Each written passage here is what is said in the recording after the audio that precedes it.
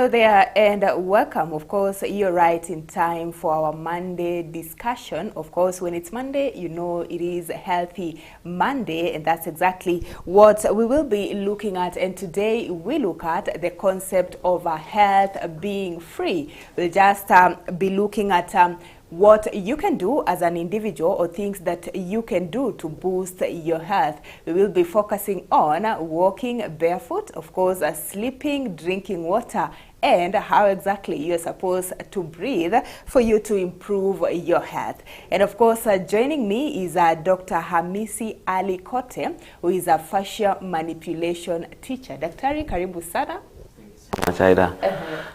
Good morning, viewers. Good morning, viewers. My name is Dr. Hamisi Kote Ali. I am a fascial manipulation teacher. Now, maybe somebody would ask what fascia is and what manipulation means. Exactly. Fascia is a connective tissue. It's a tissue that wraps around our body and provides the body with a three-dimensional tension network. So this tissue, we find it in meat. When you are eating meat, there's something like a nylon. You know, there's something like a nylon whenever we're trying to eat meat, or even when you're trying to cut meat. And when you look at it closely, it looks like the gradients of a tree sometimes, or even if you cut an orange, you can see the various compartments of an orange. It's the same. That separation is what is in a human being, and in a human being is called fascia. And today I have I have a fascia suit here to be able just to demonstrate that. So this, we'll talk about it later, is the fascia suit. So fascia manipulation is understanding how the fascia is laid out in the body in a 3D dimension, and understanding that how you can manipulate the fascia to restore, to repair, to service, and to restore health. All right, and as we talk of course, you've explained what fascia manipulation is. When we are talking about health being free, what exactly are we trying, or what message are we trying to pass across? I come from a different practice. I come from a practice of wellness, slightly different from a modern hospital. And my practice is based on the old school way of thinking, old school method of treatment. So let me first of all say that I operate a clinic that is called the Human Garage. And the reason why we called our clinic the Human Garage is we realized that the human body has a potential, has a power to heal itself. And because the human body has this power to heal itself, then we realize that most of the time we cannot be able to heal the body. What you're able to do is to be able to stimulate the body for the body to heal itself. That's why we have a garage whereby we service for those people who may not be presenting with any symptoms. We repair those people who, let's say, one day you wake up, you have a back pain, you sprained your ankle, sprained your foot, shoulder pain, headache, migraine, etc. And then we do a restoration for people who have a multitude of problems. They have arthritis, they have diabetes, they have hypertension. We help to restore the functionality of their body so that we're able to help them with health. We say this because, excuse me, we say this because if we look at how health is defined as a state of complete physical, mental, and emotional well-being, but does not merely mean the absence of disease or pain. This is very important for us to know. Why?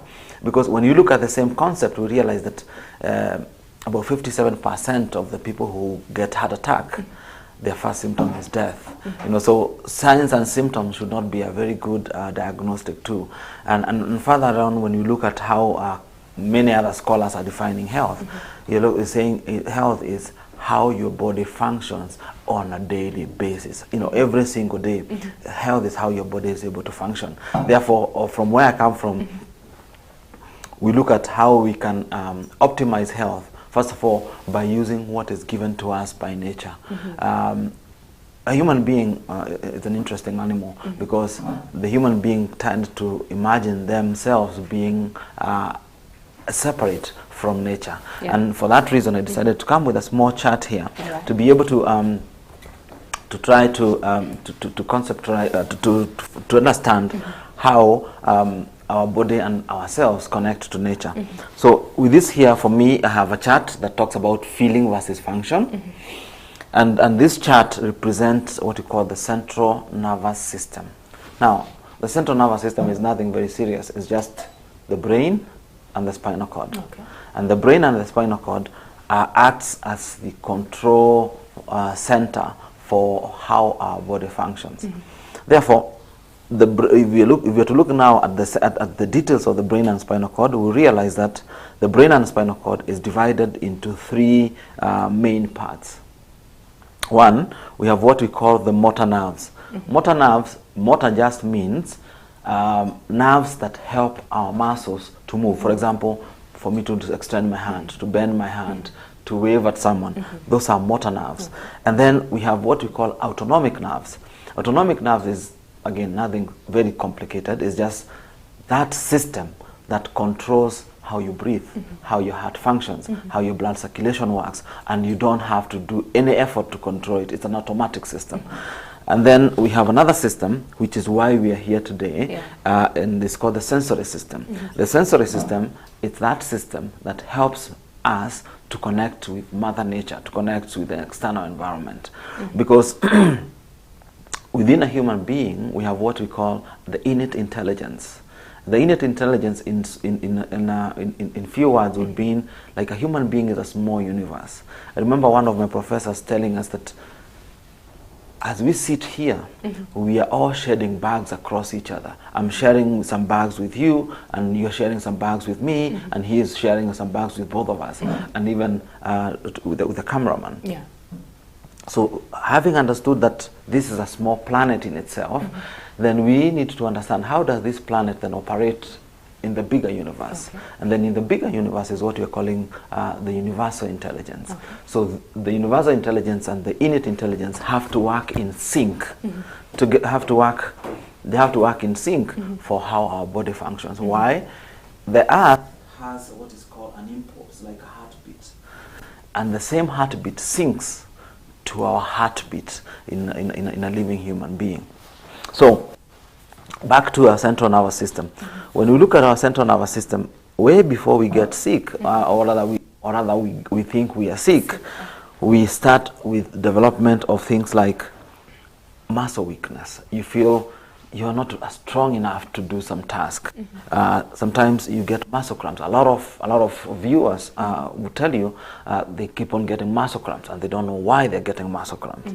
Others will have fatigue. You know, you do a very little work and then you feel your muscles are really, really tired. And then the next thing that we get is muscle tightness. You feel like somebody has wrapped something around your body, or something is holding you, something is tight, and that tightness. This can happen for a very long time before you experience pain. Then you have the things that now affect the autonomic. Then the things that affect the autonomic are things like allergies. You know, you have recurrent sneezing, getting recurrent flus, infections often. Then we have also what we call low energy. Low energy is that you wake up in the morning and it's a Monday morning and you're like, I am exhausted, you know. So low energy in the morning, low energy during the day. Then digestive problems. Digestive problems, we take them for granted, but digestive problems are very important. Things like acidity, things like gas, things like constipation. They may not be painful, but they play a key role in how our body functions.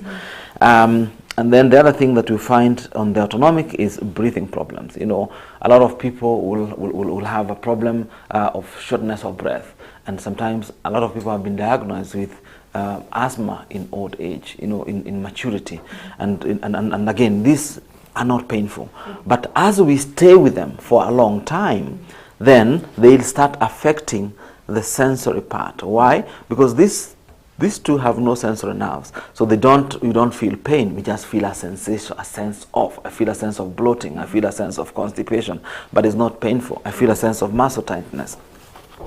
But as this goes on for a long time, then what happens is that your sensory nerves, which now is the skin and the fascial tissue on the inside, will start having a problem with how we control temperature, what is called thermoregulation. And when you're not able to control temperature very well, then we will be the first people to notice every time there's a change of weather. Every time there's a slightly change of weather, we are able to know, be it hot, be it cold, be it wind, anything. And then the next thing is that we start changing our posture, how we stand. Sometimes we stoop forward, sometimes we limp, sometimes we walk with an academic angle. And then for no reason, one day, for no reason, you start developing a pain. Either you bend to pick something or something, and then boom, that pain starts. Now, for us today is to understand how then can we work with the sensory part and use what we have been given by universal intelligence to help optimize our health and break loose out of most of these complaints. Yes. Right, and thank you so much for that explanation. As you put it, of course, we will be focusing on the sensory nerve, just to understand how we can use, let me say, nature to improve our health. And of course, for that, I want to believe we are looking at the prevention bit of it. So, first of all, you're barefoot. And when I look at your team, they are also barefoot. So let us just start with the importance of this, and why exactly do you recommend people like walk barefoot? Thank you. This started some time back. It's been many years. Around 2012 is when this started, and I was in the United States at the time, and I was studying to become a doctor of chiropractic. And there was a big hype about Kenyan runners and the fact that Kenyan runners ran barefoot. If you can look at our recent champion, Faith Kibigion, when she started running, most of her initial careers, her marathons, she did barefoot. So at the time there was a lot of hype about barefoot walking and barefoot running. And having not worn shoes to school, and having now had a privilege to wear shoes, I could not understand why like it's a big deal to not wear shoes, you know what I mean? Like we want to wear shoes, and you guys are telling us the importance of walking barefoot or running barefoot. And it was such a, it was a big contradiction. It's the same way we are told about organic foods and GMO. You know, we all grew up eating organic foods, but today we are being told, oh, GMO is good. GMO is good, you know. So anyway, I started getting an interest, and I bought some shoes that called the 5 Fingers. And when I wore those shoes, I realized that I had better connection.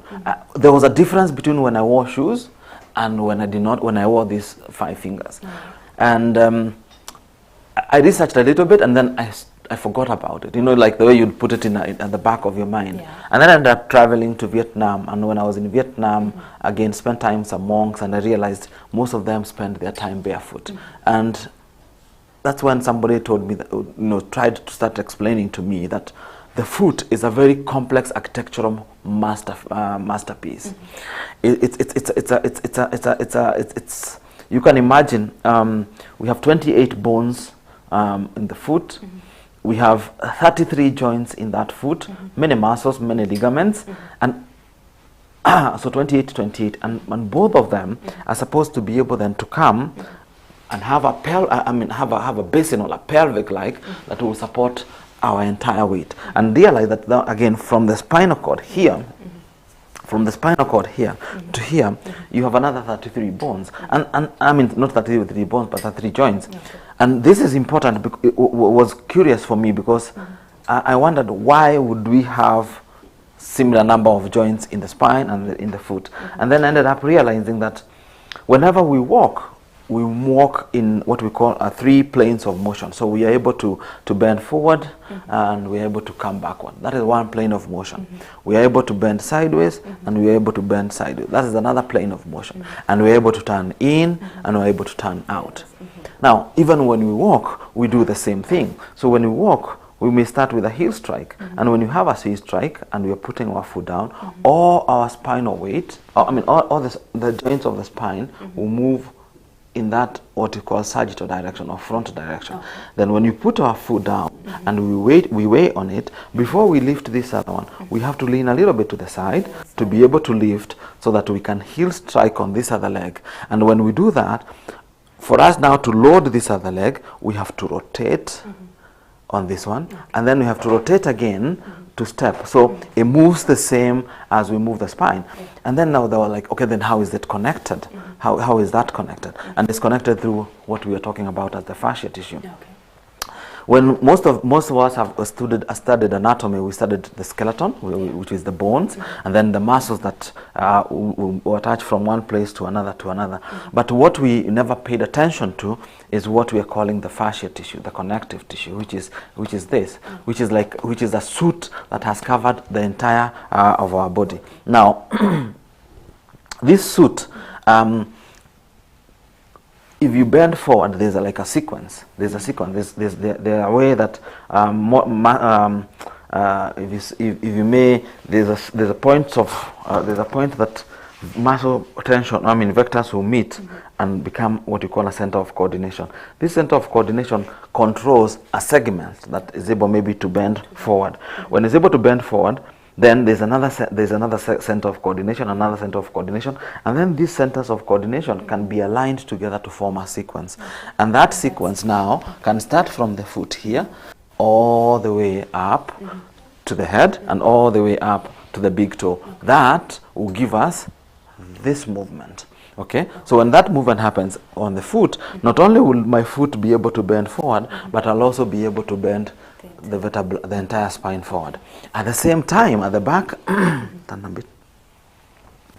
At the back, we'll have another sequence that will start again from the top of the eye here, and it will come down, down, down, down, down to the side of the toe here, and this sequence will give us this movement and the extension movement. So whenever we do that again, we'll be able to move the entire vertebra into that extension. I'm taking this time to indicate so that you can see how the foot works.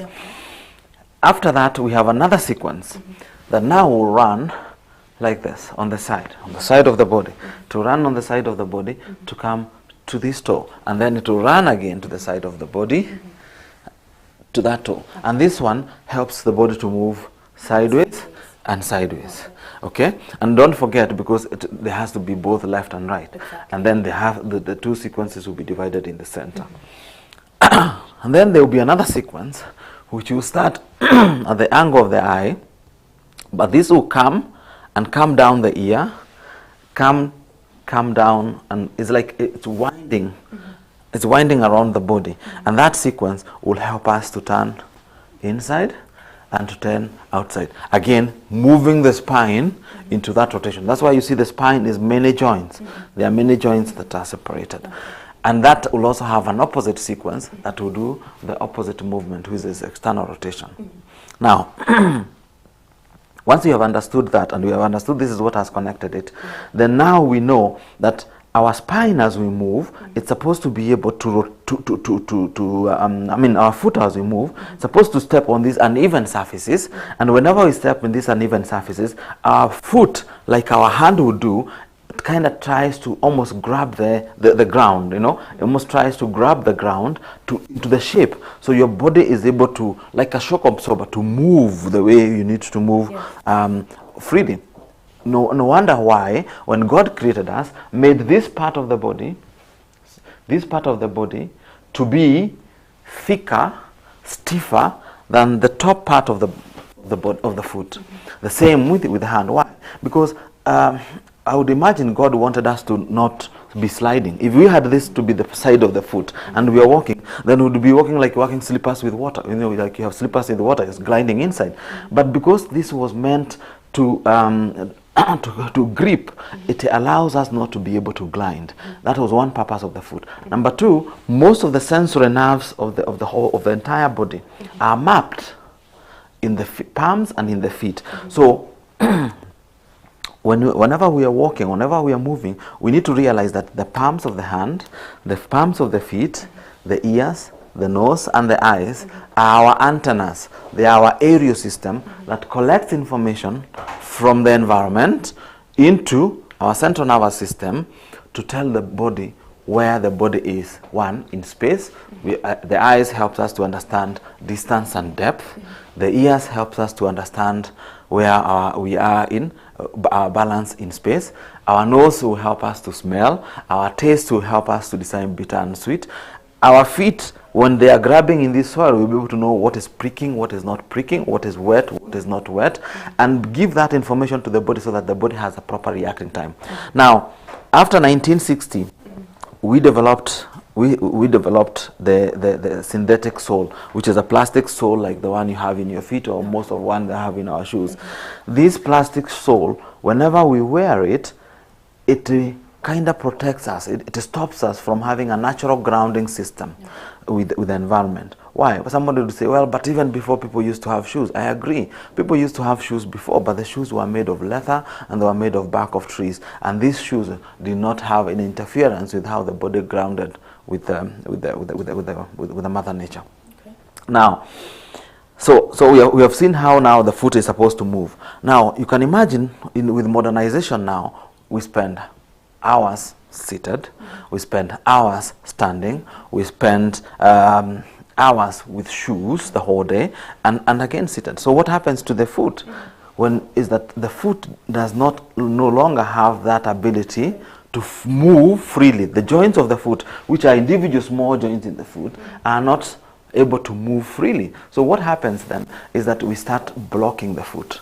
And a lot of us will have either toes that are like this, climbing each other, big bunions, these small toes with a lot of, let's say, corns.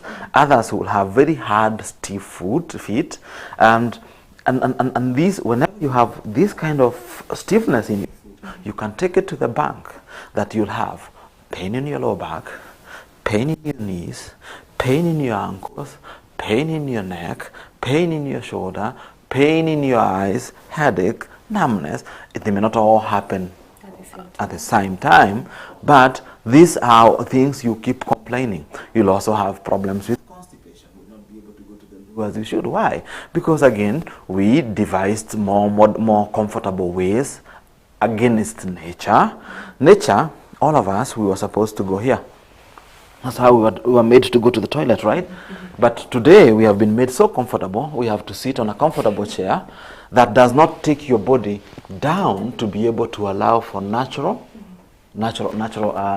drop. So a lot of us are walking constipated on something that is very simple to solve. Elevate your feet slightly so that there's an angle, your feet are in an angle, and your and your spine is able to be in this position, to be able to defecate and eliminate everything in the trunk. Again, you cannot do that very often if your feet is stiff. That's why most of us cannot able to squat. So with that stiff foot, so we have seen we are able to get degenerative discs in the back, degenerative discs in the neck, and we are also able to get migraines and headaches. But that is just on the biomechanical part. We also need to understand that grounding does not only help the biomechanics of the body. Grounding helps the body at the cellular level. And what does that mean? Whenever the human body, it's an electrical gel. And this electrical gel, the earth, which is Mother Nature, is another gel field which is negative. We are positive and it's negative. Now, whenever we step on the ground, it's like the way you plug your phone into a socket and you want to charge that phone. So you charge that phone maybe overnight, isn't it? And whenever it's charged fully overnight, what does it turn? It turns into green. The same way, when your body is grounded, it turns green. When your body is not grounded, it's red, like this. What is red? Inflammation. You're getting a lot of inflammation. That's why majority of the people who wear shoes all the time are always like electrical current. I mean, they're always electric. They cannot touch, metal surfaces. Whenever they touch metal surfaces, they get static electricity. If they wear something plastic like this or nylon and they're removing it, you see stars of fire. You've seen that, like removing stars of fire, and then your immune system keeps on going down. Why? It's low. You keep on getting this simple, easy to treat recurrent flus, allergies that don't go away. But long term, those allergies will have a problem with how your immunity functions. So when you ground and your body is charged, what happens is that you help the body to drain the excess negative positive ions in the body. And when you recharge the body, you help it to function better at cellular level. That's why when you leave here today and you get home, what is the first thing you're gonna do? Remove shoes. You remove shoes, right? And what is it that you feel when you remove shoes? Relief. You feel relief. So if shoes were very good, then the body will not be seeking relief when you remove them. Yeah? So you remove shoes, you feel a lot of relief. It has been shown that just putting your foot down on the ground like this, you improve the amount of oxygen that you take, how you breathe. Just putting your foot down for a few minutes, for a second, or even holding a tree or a plant, you're able to oxygenate your body very, very fast and help it to calm down. It is shown that if you ground your body long term, you're able not only to improve how the amount of air that you breathe, you're also able to improve how your heart rate. You help stabilize and reduce your heart rate. Not only that, you are able, if you ground long enough, to help change your glucose levels in the body. Why? Because when you walk with barefoot and all this, you help the body stimulate proper biomechanics, proper metabolism, which helps your body then improve your cardiovascular function. Again, if you also do barefoot, what you also realize is that you improve your sleep. You're able to sleep longer today since the invention of the phone, and actually most people of us in the city, we are sleeping less than 5 hours, and that is just an epidemic of disaster waiting to happen across the globe. All of us are in a big disaster. Why? Because the more we don't sleep, the more our body cannot repair. It is said that sleep is it's like what? Is it like an anti-cancer? We say there are cells that are called natural killer cells in the body, and these natural killer cells in the body, whenever these natural killer cells in the body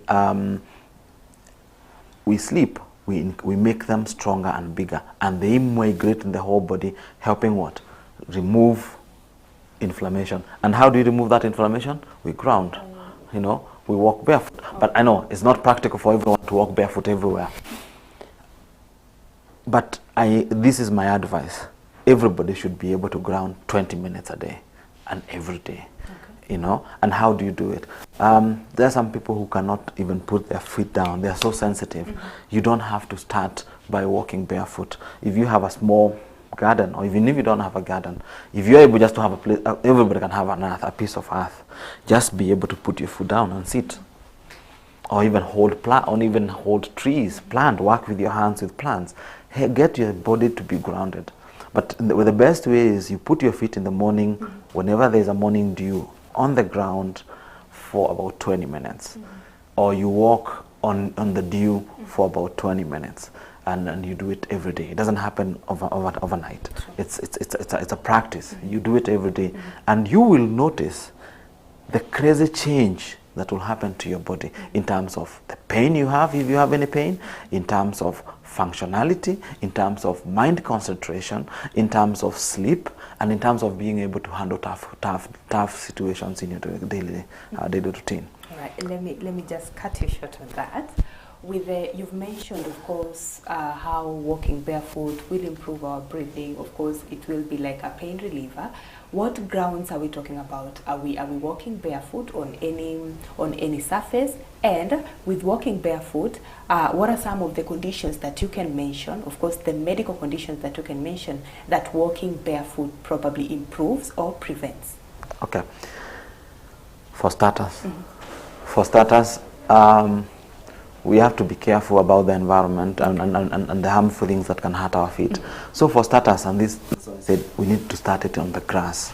It needs to start on the grass, preferably in the morning when it's wet. Okay. That's the best place to start. as you get stronger, as your feet get stronger, and as your bottom of the feet gets hardened, then you can try to adventure more, maybe in a park. You can adventure more, maybe on a hike. You know, it depends on how proper you strengthen your feet. Don't remove your shoes today and walk to town. You will not like it. It will be a crazy experience. Number one. Number two,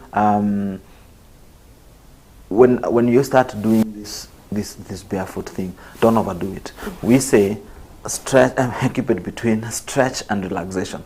We don't overdo things. You have to do things, everything slowly, and then you build the endurance over time. Now, I'll give you the easiest thing that has been, some of the easiest conditions that you can easily help with this is menstrual pain. Okay. Menstrual pain can easily be helped, reduced by walking barefoot. The other one is back pain. Back pain, most of the back pain, if you walk barefoot, most of those people, especially people who sit in the office for a long time, if you walk barefoot, you realize you improve your back. Why? Because you create a lot of mobility in your lower back. I can also talk maybe about even heel pain, plantar fasciitis, and some of the knee pains. These are migraines. These are conditions that I've seen with my patients improve drastically when they just started walking barefoot. Yeah. All right. Thank you for that. Of course, we were looking at walking barefoot. We're also looking at breathing. Breathing. And also, we go to breathing right now. Yes, you can go through breathing. Okay. All right. Now, walking barefoot and breathing are not very different. They are almost interrelated. Because both of them helps us to connect with the national, with the Mother Nature. So the feet is what connects us with the ground, but the breath is what connects us with the air. You know, this connects us with the hard surface. This connects us with air. And what is crazy is that breathing, I think, is the most important part of wellness. Why? It's the first thing we do when we come into this world.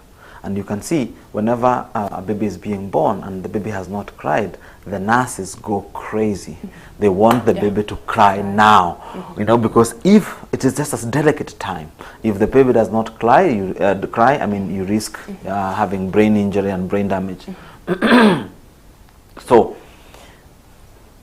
breathing here, when we come to the world, when you breathe, we end up establishing two systems, if you may, what is called sympathetic and parasympathetic, fight or flight. Now, sympathetic or parasympathetic, so when you come in, the first thing is you scream and yell with the big bang, and you fill up your lungs with air. That is the flight, is the fighting mode. Is the fighting mode.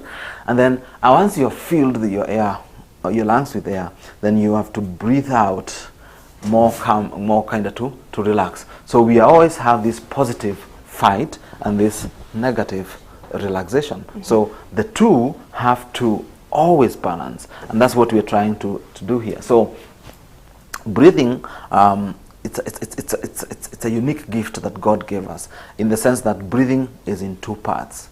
One, we have what we are doing, me and you right now, and all of us here. It's breathing without thinking. It's automatic. We are not thinking, you don't even care about how it is. But again, breathing can be intentional. And when breathing is intentional, that's when you start reaping the benefits of breathing.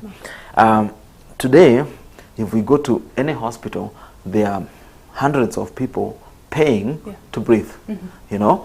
And somebody, you know, you'd be wondering, why is it that when you get to hospital, the first thing you're given is oxygen?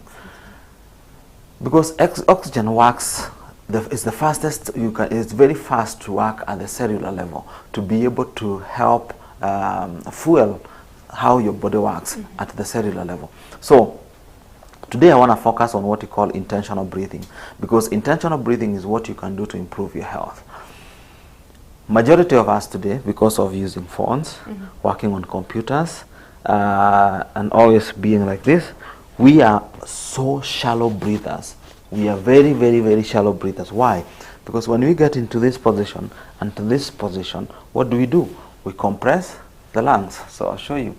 So if we get into this position and then this position, so we are rolling out our shoulders and our neck is bent, and we are bending a little bit from here, and then our spine is straight. Anybody most of the people who have complained of backache and they have done MRIs, their spine is straight, and they are told their spine has spasm, and they're like, how did I get my spine in spasm, and how did I get my spine straight?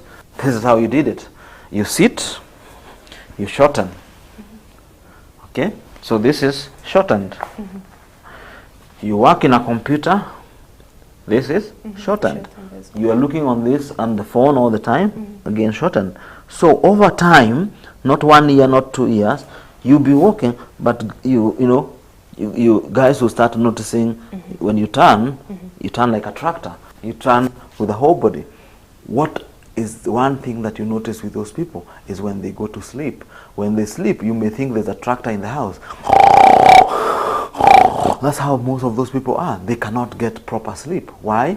They're trying to get enough room, first of all, for the food that they ate for dinner, and also get enough room for the lungs, because the lungs needs to pump more oxygen to what? To oxidize and help in the digestion of the food they have eaten.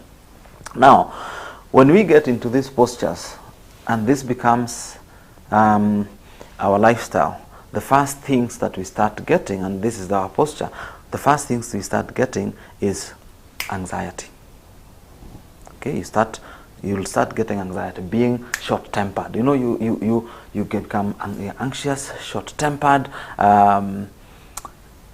you fatigue easily, you get irritant, and you don't associate it with this. This time there's no pain. There's no pain at all.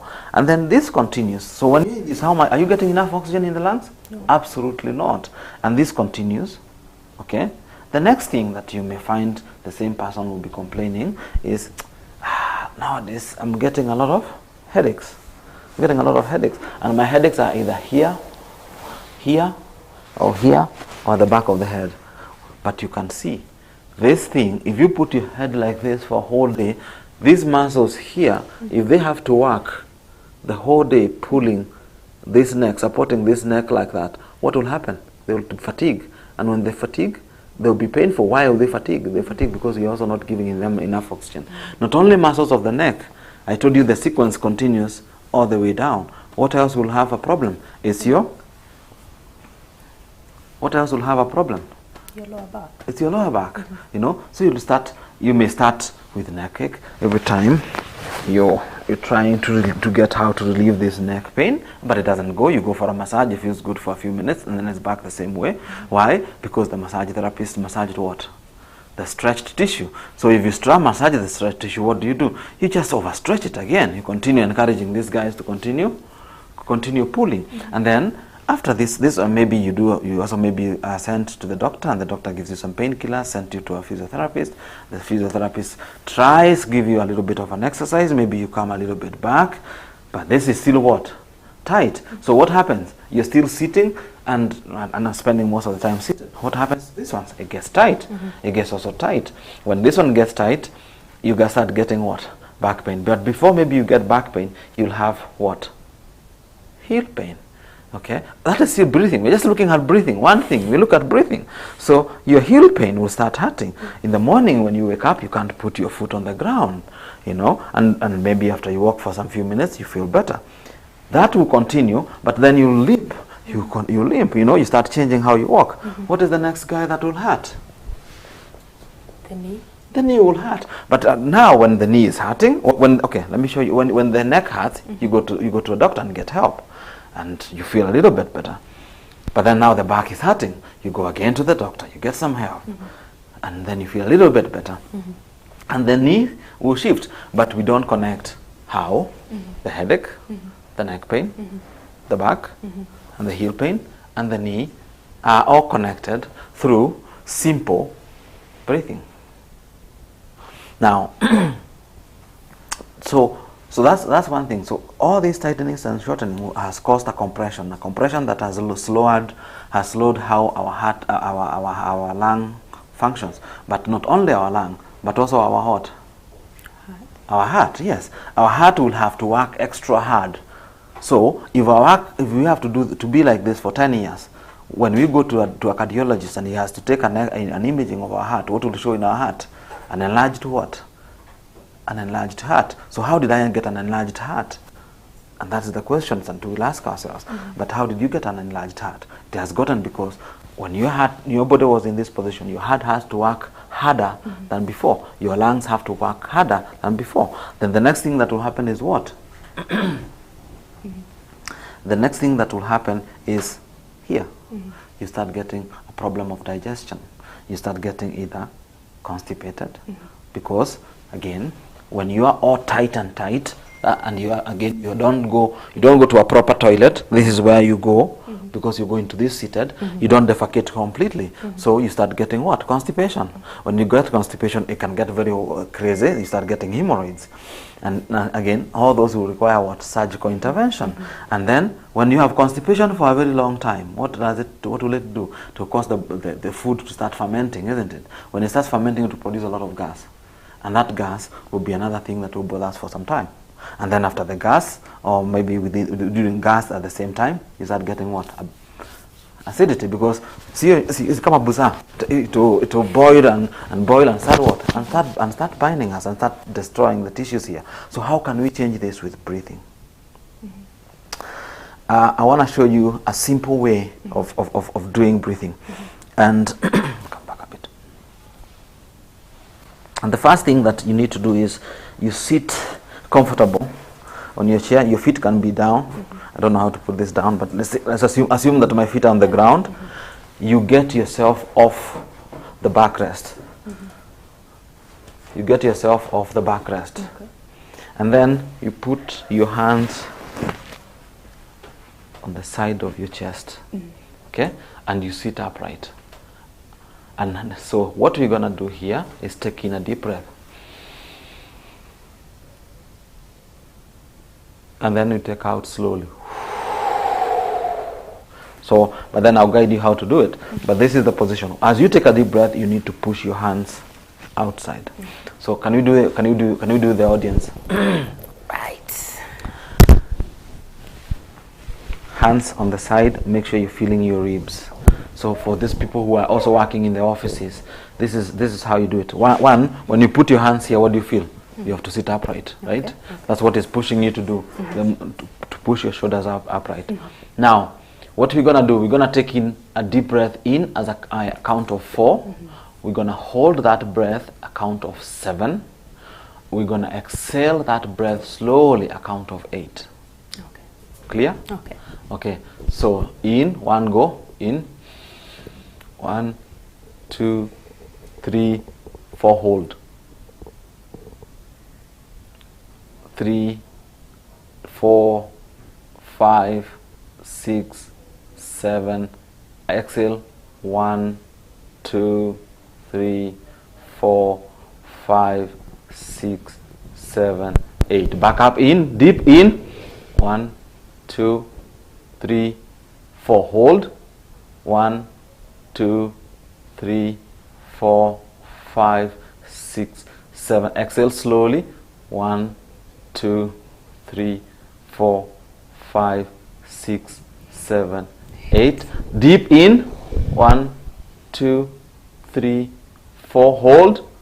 1, 2, 3, 4, 5, 6, 7. Exhale. 1, 2, 3, 4, 5, 6, 7, 8. Last one. Deep in. 3, 4, 2, 1. Hold. 1, 2, 3, 4, 5, 6, 7. Out slowly. 1, 2, 3, 4, 5, 6, 7, 8. Breathe in and out. In again and out. In last one and out. So you want to do this first thing in the morning when you wake up. You want to do this last thing before you go to bed. Like how many times? You can repeat this. We have done one set. Okay. That is one set of 4 breaths, 4 7 holds, and 8 exhales. But you can repeat it to a maximum of twice. Okay. If you do it many times, you can get dizzy. So you want to repeat it as a maximum of twice. And you do this every day. Number 1, 2, help improve the oxygenation of your body and your brain. The calmness, you can feel that calmness, that relaxation. It's a set of balance, number one. Number two, you do it to improve your immunity. When you do this deep breathing and you enlarge you create enough capacity for your lungs, you definitely help the body remove excess fluids in your body. So you help with the immunity. When you do this, you help reset sleep, which is our next thing. Okay. Yes. Okay, I don't know if we have time, but of course I'll just get guidance from my director, but right now we'll be taking a very short break, then maybe we'll be coming back very briefly. That's with sleeping and drinking water, but that has been very enlightening. I don't know whether to say the information is shocking or what exactly, but of course it's quite some good information right there of how just to connect with nature, and as Daktari puts it, of course, health just being free. So we take a very short break. When we come back, we'll just be looking at drinking water and of course sleeping as a way of boosting your health and well-being. So let's take that a very short break. Do not go too far.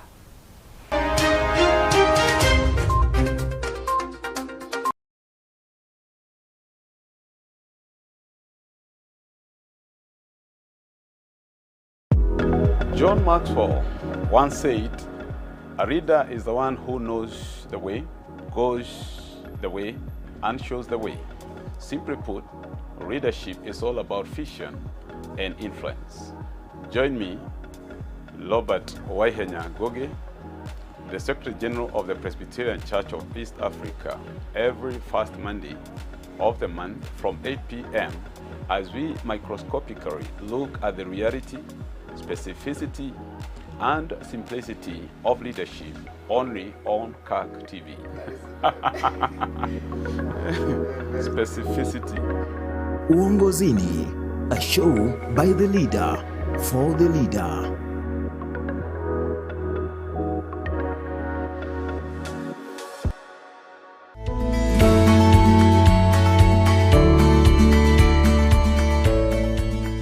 Are you ready for Israel? PCEA Communication Department is pleased to inform all presbyteries, parishes, churches, congregations and friends of its annual trip to Israel. The trip will take place from the 5th to 14th of November 2023.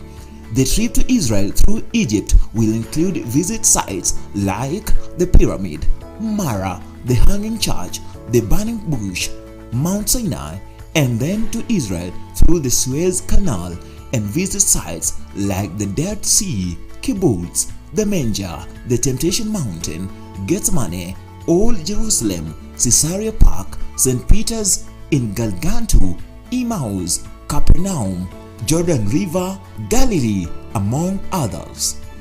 The charges are $2,050 US. You can pay in 4 installments of $513 US.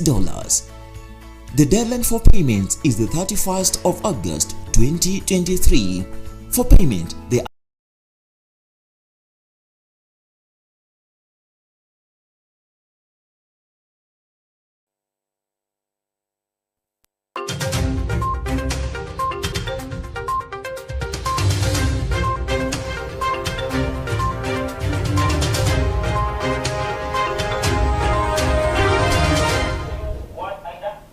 Alright, welcome back to today's health conversation. Of course, if you're just joining us, we are looking at how you can improve your health and well-being. We've just looked at how you can do that, of course, by walking barefoot. We've also looked at just the ways you can breathe for you to improve your health and well-being. As mentioned on this second part of the interview, of course, we are just going to look at drinking water and sleeping. How well can you do these two for you to improve your health and well-being? Of course, I'm still with Dr. Ali Hamisi Kote in studio, who is a fascia manipulation teacher. Thank you, first of all, for the first session. Thank you.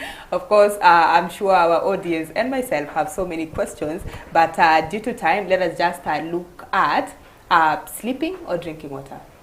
In either. Let's start with sleeping. All right. When I think about sleep, I think about testosterone. today, a lot of men are using sex-enhancing drugs to improve on their performance. And one of the reasons why the sex performance is declining is lack of sleep.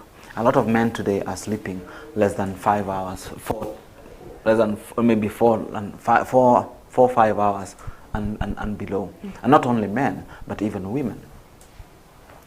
There's a professor who says that if you look at the size of testicles of a man who sleeps 7 hours and the size of testicles of a man who sleeps 4 hours, these ones are like the eggs of a squirrel. No, we call it a quail. We're calling it quail. Yes, like an eggs of a quail. And these other ones are, that proper kienyeji egg. That's the difference, and that's what sleep can do.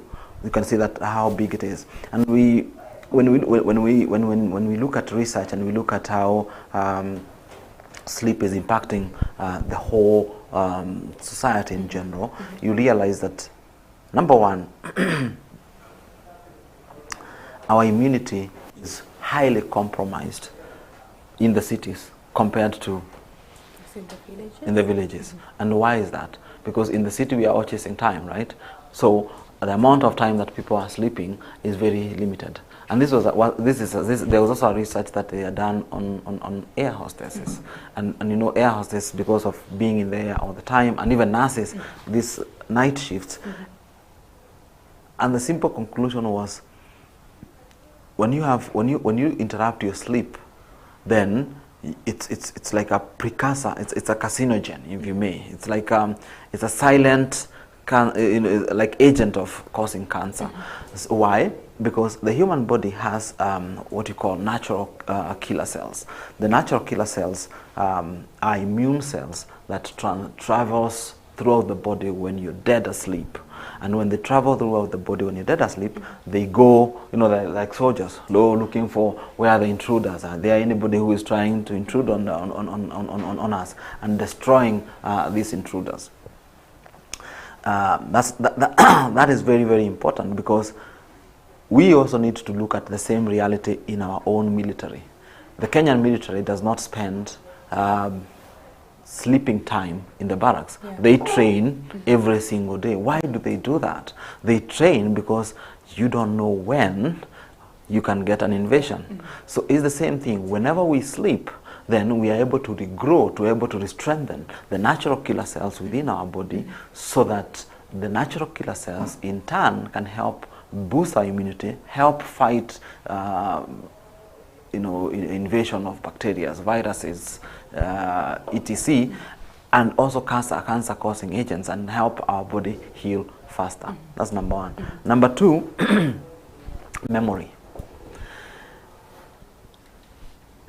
We have a big decline in memory today. Memory and learning, we have to really think about it. We have a big decline in memory and learning as we're starting to get older, or even as young people now. And the biggest reason, again, is sleep. Why? We need to have, there's something in the brain here called the hippocampus, and we need to think of a hippocampus like a sponge. A sponge that when you put it in water, it does what?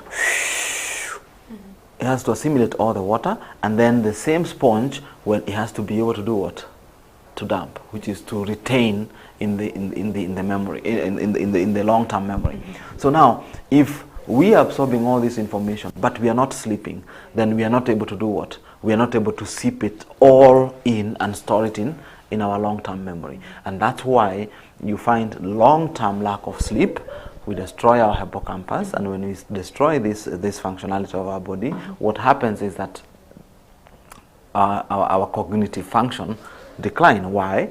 Because we are also not breathing properly. Remember, we are not breathing properly. We are not breathing properly. We are not metabolizing properly. So we are having a lot of issues in our gut that destroy the microbiome of the gut. And we know this is our second brain. If the second brain doesn't work, and the first brain, we are not even giving it enough sleep, can you see how we're getting all destroyed? Yeah. That's how we are getting sick. So my advice for people is, for you to restore sleep, you have to establish, you have to do two things. Number one, you have to establish a routine time to go to sleep. So you need to decide, if you are going to sleep at 9, it has to be you go to sleep at 9 every single day. Monday, Sunday, it doesn't matter the same time of the day. That has to be a routine, so that you can help your body reset the sleeping system. That's number one. Number two, your aim should be to sleep 8 hours. Because if you sleep 8 hours and you're able to get sleep, sound asleep these 8 hours, you'll help your body to restore back that sleep time. And how do you do it? We said you walk barefoot. We have already done some breathing, and now we are trying to see how to sleep. So one of the things is establish a sleeping time. Number two, remove TV from your bedroom. And phones. Yes, TV, phone, all those things, remove them from your bedroom. You need to realize that even when you've been sleeping with them, there's nothing big you've invented since you've been sleeping with them. You've only been destroying your health. Yeah. So if you really care about your health, you need to be able to come up and say, you know what, my health will be more important, that I can keep these gadgets off during my sleeping time. So remove the TV from the bedroom and make your bedroom total dark. The curtains have to be total dark, because any amount of light, like if you've seen about blue light and the phone, any amount of light to your eyes, even if you're closing your eyes, it stimulates your brain. Now, so once we do that, and the final thing is, our room needs to be around 18 degrees cold. When you sleep in a very warm place, you can never sleep sound asleep. When you sleep in a slightly colder room or colder place, you sleep deeper. So what you need to do is either reduce the number of blankets, or if you have an AC, you set it to about 18 degrees. This will help you be able to fall deeper asleep, because when the body is slightly cold, your blood kind of moves back into your core and you're able to fall deeper asleep. So do it to help yourself, boost everything about life, reduce the rates of depression, reduce the rates of anxiety, because you're breathing, you're barefooting, and you're sleeping. And finally, I want to talk about water. The human body is 70%, if you may, water, and this should be very important for all of us. And this connective tissue that we see is also made of collagen, and that collagen, most of it is water. Most of that collagen tissue is water, and this connective tissue is meant to be able to move, to glide smoothly. Why? Because inside all the compartments of the sequences that we are talking about, there is a lubricant. There's a lubricant like an oil that helps lubricate this connective tissue to allow the muscles to move the body the way you'd want to move it in 3 planes of motion. Therefore, whenever we don't drink water, the first thing we do is we get hydration. When we get dehydrated, our body has the chances of getting what? Wrinkled or dense. This suit has the chances of getting densified. And you see, if it gets densified there, that's how you'll be, unless somebody is able to come and release here. If it gets densified here, again, it will cause problems. So water is so vital, first of all, just to allow this suit to be able to be free to glide and to give us flexibility. Number one. Number two, everything that happens in our body requires water. Digestion, everything requires water. So you can imagine if all of us were able to hydrate our body. We are told to drink 8 glasses, but 8 glasses is just a suggestion. It's just an idea. It's not It's not true. I mean, there's no fact, there's no evidence why you should take 8 glasses. But the whole idea is to tell you, like, you need to drink enough water. So different people will be able to drink different amount of water. But we cannot just say dead on, we just have to drink 8 glasses. There's no science to it. There's nothing to it that is just it's a good idea. So we drink enough water to help the body, first of all, the skin, to reduce the amount of, to help our skin to be slightly better. When our skin is better, we help with thermoregulation. How we are able to perceive changes of temperature, changes of weather in and outside our body. Number one. Number two, we put everything here. People are eating a lot of bread, but bread is very dry. When you eat a lot of bread, and you don't drink water, you get constipated. So you can imagine a lot of people who are in the hospital, admitted in hospitals with maybe constipation and a lot of digestive problems, if they were just to help improve with their water intake, maybe we would have a bigger discharge of the number of patients sleeping in the hospital. Why? Because acidity is really is something to do with what not in having with water. We need some water. Gas and bloating, we need some water. Constipation, we need some water. Sleep, we need some water. Everything in us, we need enough water for it to function and to move. Why? Because we need our body to be free and flexible to grind. That's number one. Number two, we use water another way, and the other way that we use water, we use water to shower. We use water to shower, and you want to shower cold shower. Why do you want to shower cold shower? You want to shower cold shower because the idea is not to give your body comfort. You see, the same way the President Ruto will not, as the commander-in-chief, will not just give the military comfort in their barracks, that they just stay there, they cannot train, they just wait the day the country will be attacked. No. Every day the various generals will take these guys out for different activities. The same way you need to stretch, to irritate. You need to keep on disturbing your body so that you keep on stimulating your immune function. So if you're showering with cold water, what are you doing? You're gonna be getting all this cold. The body will produce a lot of, will try to produce a lot of heat, will try to shed itself, and as a result, stimulate the immune cells. When you stimulate the immune cells, you help boost your immunity, but you also help boost sleep, because again, we said sleep is very, very important. and finally, about water. I normally say, if you're able, if you hike in a place that is high up, that let's say in a natural oasis, it's always good. The best water to be drunk will be that one that comes from the spring, not the bottled water, because for me, I think the bottled water is very dirty. Okay. Yes. When I mean, I've seen so many tests. People have done tests for sampling some of the top waters that we buy most expensive, and they're all acidic. They are all acidic because some of them are just done at the back door and and put a label. So if you're able to get, if those people who live in places they can drink natural water from the oil or from the wells, I think that's the best water, because that is the natural water that is able to easily be assimilated. But if we live in the cities as well and we can't get good water, we still have to try and maybe ionize our water, if you may so. Yes. All right. Thank you so much for that. Yes. Thank you for informing us on that. Yes. Maybe very briefly, just a summary, and as well as your last words to our audience as far as the 4 bits that we've discussed this morning. So what I would want to say is that we need to understand the importance of the connective tissue, because the connective tissue kind of holds our metabolism, holds our structure, and holds our emotion. So we need to keep our body flexible and moving. We need to utilize things that are free in the environment to heal ourselves. Why? Because Mother Nature is the best doctor. Barefooting is the barefoot doctor's prescription, and you keep it between stretch and relaxation, because pain is not a lifestyle. Yes. All right, thank you so much, and that is such a great place to end our discussion. You've said pain is not a lifestyle. Okay, pain is not a lifestyle. Let me agree with that.